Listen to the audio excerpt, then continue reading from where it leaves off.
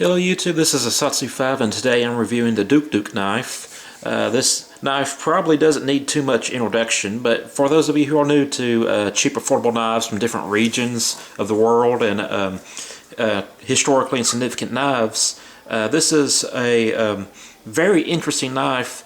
It has French origins but was developed for the Melanesian market, and it failed miserably, but it succeeded in very other markets, and that's what kind of makes this knife very interesting. Let's see, I'm going to zoom out just a little bit. This is the douk-douk.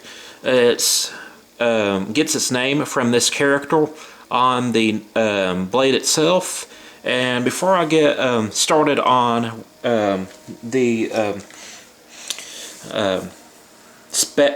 the history of this knife and why it's kind of interesting and kind of also a little disturbing, I'm going to get the stats and specifications out of the way.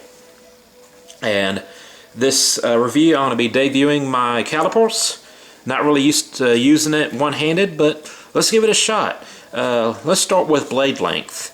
Let's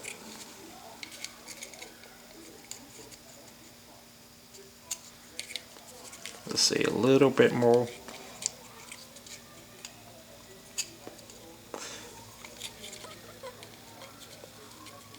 And I'm new to using calipers behind the camera or tripod.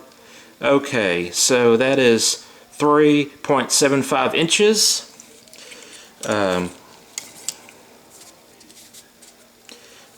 Its thickness in the handle is 0.25 inches. 0.21 right there. So it thickens up. And the blade stock is 0.11. 0.10 has a little bit, has some distal taper. 0.7. Alright, and its overall length, not including the bell. Let's see if I can do this with the calipers.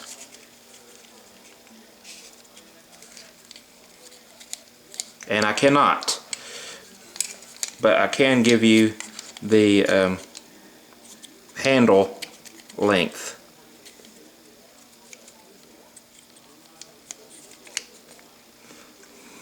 4.34 inches. Okay, so now that we're pretty much done with the calipers, we know that this is pretty much 0.25. This is 3.71 inches long, 0.25 inches thick.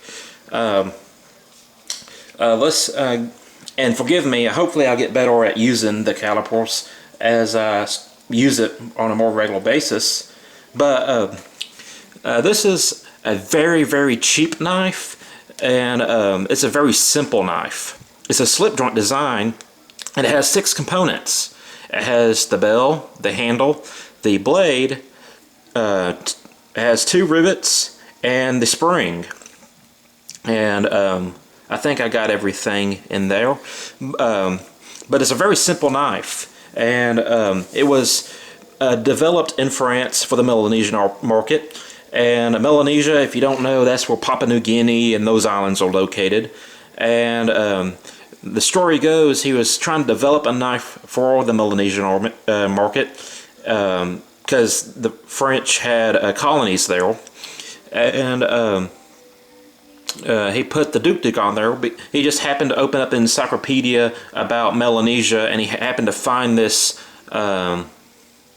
demon, I guess you can call it.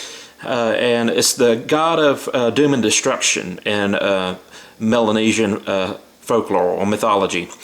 And he thought, okay, you know, it's part of their religion. We'll put that on there. It would be a bad knife. Or he was wanting it to be a good knife, but he was thinking it would be, you know, cool. Well, it turns out the Melanesians did not want the god of doom and destruction on their knife, and that's for a very good reason. Not only the obvious, you know, it would be the equivalent of you trying to sell a knife to Christians that have the devil, a pentagram, and the goat's head on it. The Melanesians didn't want a knife with the god of doom and destruction on it.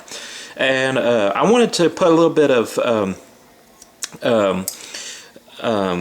context on this character before I get into the actual knife review. I already got the specifications out of the way, but I'm going to talk a little bit about this character, and then I'm going to get back to the knife itself. I'm kind of doing things in a scattered order because I just decided to do this review spur of the moment, just read up on it, and I have used this knife extensively, but it's been a while since I used it, and I read up on it, history-wise and stuff. But in certain areas like Papua New Guinea and the other islands, I can't name the other islands off the top of my head, they have this character, and this is a real flesh and blood character.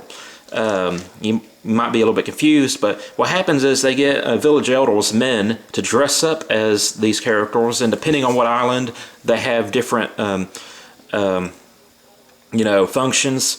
On some islands, this is pretty much a street gang that dresses up as this character, and they go around enforcing moral, religious, and law as they see it.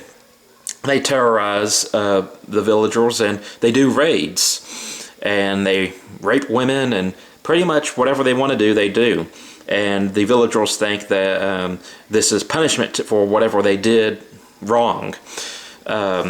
And then my brother, when I showed him this knife, when I got it, he was a little disturbed by it because he's actually seen a video of Christian missionaries going to an island, and they have this character running around.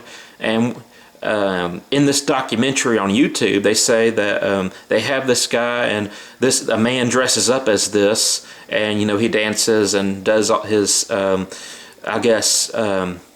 godly duties, and but if a woman were to see the mask without a man in it, essentially without a man wearing it, if they just see the mask, that woman has to die. They have to execute her, and they don't just shoot her or cut her throat, they strangle her to death. And that's law in those villages.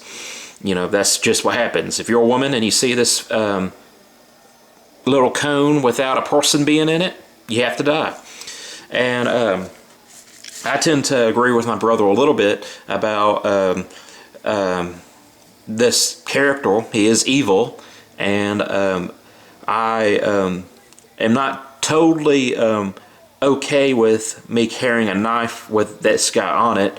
And I'll get more to that later, but yeah, this is a very bad character, and the person who wanted to sell the knife to the Melanesian army, or not army, but market, put it on there, and it didn't do so well.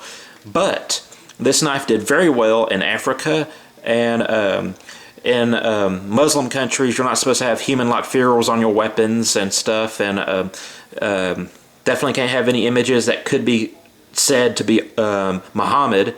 So they made a Muslim-friendly version of this that has a Muslim, not character, but a Muslim symbol on it. It's very specific to African Muslims, not necessarily Arabic Muslims. So the African Muslims have this symbol that we can equate to the cross. Everywhere else, Muslims kind of refer to the crescent moon, but in this African culture, there was a symbol that's kind of like a Christian cross, but it's for Islam. And so that knife was very popular in Africa. They made a tiki version for Polynesian market, and then they made one with a squirrel. And the one with the squirrel is interesting because it has a spear point. And it was developed for the Canadian, the French Canadian, and the French market. This knife has a reputation as being associated with the French Foreign Legion as kind of their EDC beetle knife, and it's also been associated with Algerian, I can't say that word correctly, Algerian mercenaries and terrorists, using this to assassinate people, mutilate the bodies, and so on and so forth. So this knife has a lot of history behind it, and that's something I'm kind of interested in, is knife history, and that's kind of the reason why I got this knife. But still not a fan of that character right there, but I'm not promoting that guy, so that's why I justify keeping the knife. It has an arabesque design on the blade with the words douk-douk on it, and arabesque is this squiggly line you know, motif. It was developed in Arabia. Like I said, in Arabic culture, you know, they don't really do a lot of images of human bodies in art and decoration, so they embellish castles and temples with this line decoration. You can see it on the Taj Mahal, is a great example of it.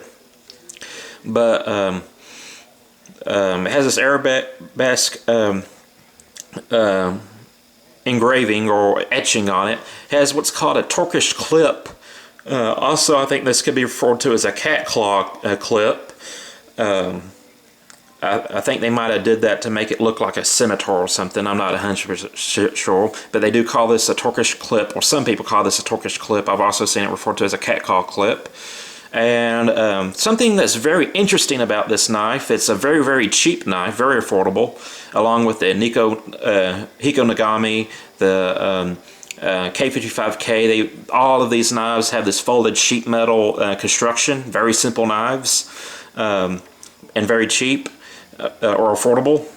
But this knife is high carbon steel, and it has a rock rod hardness of 50 or 53. That is extremely soft for a knife. Those blades that get softer, but in general you see like anywhere from like 56 up in most knife edges or knife steels or knives in general. So this is a relatively soft steel, and it has a very, very sharp spine on it. So this spine will be good for striking ferrocerium rods. This spine is good for opening up beer bottles or Mexican Coke bottles or any kind of soda bottle that has the traditional cap on it that's not screw off. It's a very robust knife, and it's so cheap. If something does happen to it, it's like, who cares? I'll just get 10 more of them. But something that's worth mentioning, I would not recommend this knife to be a kid's knife, because it has a very, very strong spring. It springs out with authority. You can hear it. And thankfully, it has a half stop. I think it's about necessary on this thing. I want to see if I can show you how much force it, yeah.